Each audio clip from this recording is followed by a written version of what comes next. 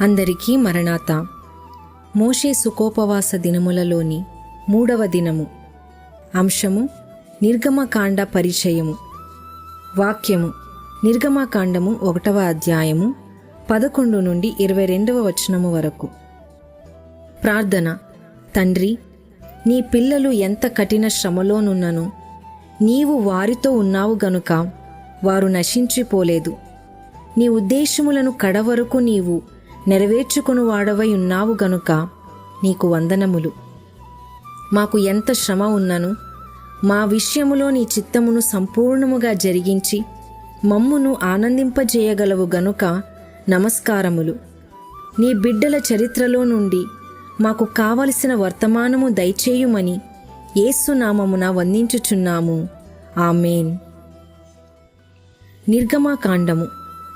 నిర్గమకాండములో దేవుడు ఇశ్రాయేలీయుల మధ్యకు దిగినాడు, వారితో కలిసి నివసించినాడు గనుక ఇది విమోచనా గ్రంథము. ఆదికాండములో ఆది మానవులు పాపములో పడిరి. నిర్గమకాండములో దాని పాప ఫలితమైయున్న దాసత్వములోనికి ఇశ్రాయేలీయులు వెళ్ళిపోవుట ఉన్నది గనుక ఆదికాండములోనున్న నిర్గమకాండములోనున్న పాప ఫలితముల నుండి విడిపించుటకు ఆ తండ్రియే దిగివచ్చెను. ఆ పాప ఫలితము ఎంతవరకు వెళ్ళినదో ఈ క్రింది పట్టీలో ఉన్నది. పాపము, పాప ఫలితము, ఎడబాపు, ఇబ్బంది, శ్రమ, శోధన, నరకము. దేవుడు ఎప్పటికైనను తన ప్రజలను వారి కష్టముల నుండి విడిపించునని తెలుసుకొనుటకు ఈ గ్రంథము రాయబడెను. ఇశ్రాయేలీయులు విస్తరించినారు, ప్రబలినారు, దేశమంతయు అలుముకొన్నారు గనుక శత్రువులు మన దేశంపై దండెత్తితే వారును శత్రువులతో కలిసిపోవుదరని ఆ రాజును పెద్దలను ఆలోచించుకొని ఇశ్రాయేలీయులకు ఎక్కువ పని పెట్టవలెనని తలంచి పీతోము, రామసేసు అను పట్టణములను వారిచే కట్టించిరి. అవి కట్టుటకు ఇటుకలు, అడుసు వారే స్వయముగా చేసుకొనవలెను. రాజు చేసిన మొదటి చెడు ఆలోచన పని ఎక్కువ చేయుట. ఇశ్రాయేలీయుల మగపిల్లలను పుట్టగానే చంపాలని ఐగుప్తు మంత్రసానులకు ఆజ్ఞ ఇచ్చుట వారు చేయకున్నుట. అందుకనే దేవుడు వారిని దీవించుట. ఈ దినము ప్రసంగము. మగపిల్లలను నైలు నదిలో పడవేయుమని రాజు ఆజ్ఞ ఇచ్చుట. రాజు ఇశ్రాయేలీయుల సంఖ్యను తగ్గించవలెనని ఎంత ప్రయత్నించినను వారి సంఖ్య వృద్ధి ఆయెను. శ్రమలు విస్తరించిన కొలది సంఖ్య వృద్ధి అగుచుండెను. దేవుడు పైనుండి సహాయము చేయుచున్నను భూమి మీద మనుషుల ద్వారా కూడా సహాయము చేయించుచుండెను. కఠిన శ్రమలలో దేవుని సహాయము వలన కలిగిన మేళ్ళు. పిశాచి ప్రోగ్రాం కఠిన సేవ. అందువలన వారు బలిష్ఠులై సుఖంగా ప్రసవించుట అనేది దేవుని ప్రోగ్రాం. పిశాచి ప్రోగ్రాం మగపిల్లలను చంపుట.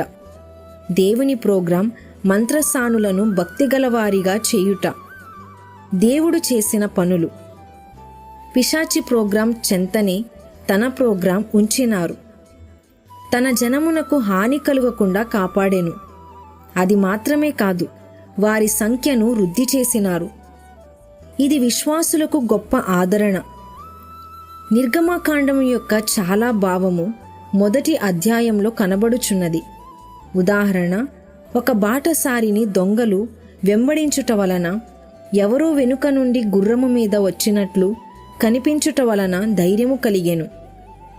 అలాగే భయపడుచున్న హెబ్రీ స్త్రీలకు దేవుడు మంత్రసానులను తోడుగా పంపెను. మంత్రసానులు రాజు సొమ్ము తినుచు రాజాజ్ఞకు లోబడలేదు మరియు వారు అబద్ధమాడిరి.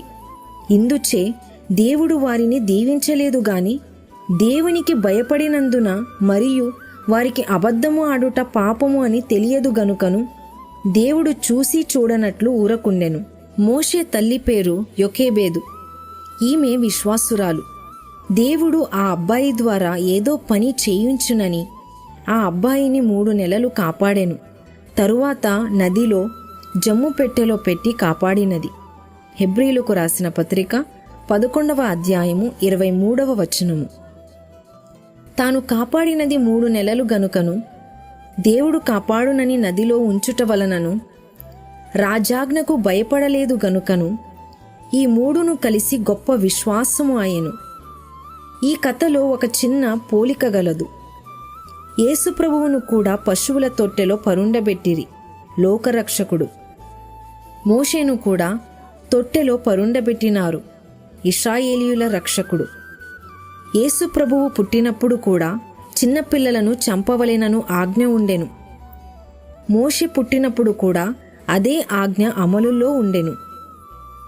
యేసుప్రభువు తల్లి విశ్వాసురాలు, మోషే తల్లి కూడా విశ్వాసురాలు. యేసుప్రభువును చంపచూసినప్పుడు ఆయనను ఐగుప్తుకు తీసుకువెళ్ళిరి.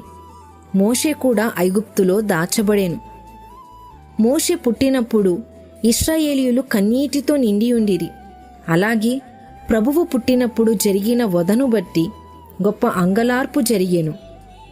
ఉదాహరణ, కనాను స్త్రీకి ఇంటి వద్ద ఏ అభిప్రాయముండెను? దేవుడు సాయం చేస్తాడనే అభిప్రాయమే చివరి వరకు ఆమెకుండెను. ఎన్ని ఆటంకములు వచ్చినా సరే ఆమె తన అభిప్రాయము విడువలేదు. ఆమెకు వచ్చిన ఆటంకములు నిశ్శబ్దకాలము, అనగా ప్రభువు ఏ జవాబు చెప్పక మౌనముగా ఉన్న సమయము. ఇతరుల వలన అడ్డు, అనగా శిష్యుల వలన. యూదులకే గాని నీకు కాదు, పూర్వీకులకే గాని నీకు కాదు అని ప్రభువు అనుట. కుక్కపిల్లలు అనే నిరసన భావము. అయినను సహాయము పొందే వరకు ఆమె విశ్వాసము సడలలేదు. దీవెన. ఇలాగూ ఎన్ని ఆటంకములు కలిగినను, ఎన్ని అవాంతరములు ఎదురైనను ఆయనకు మాత్రమే భయపడి ఆయన సహాయ ఆశీర్వాదములు పొందు స్థిర విశ్వాసము పెండ్లి కుమారుడు మీకు దయచేయునుగా.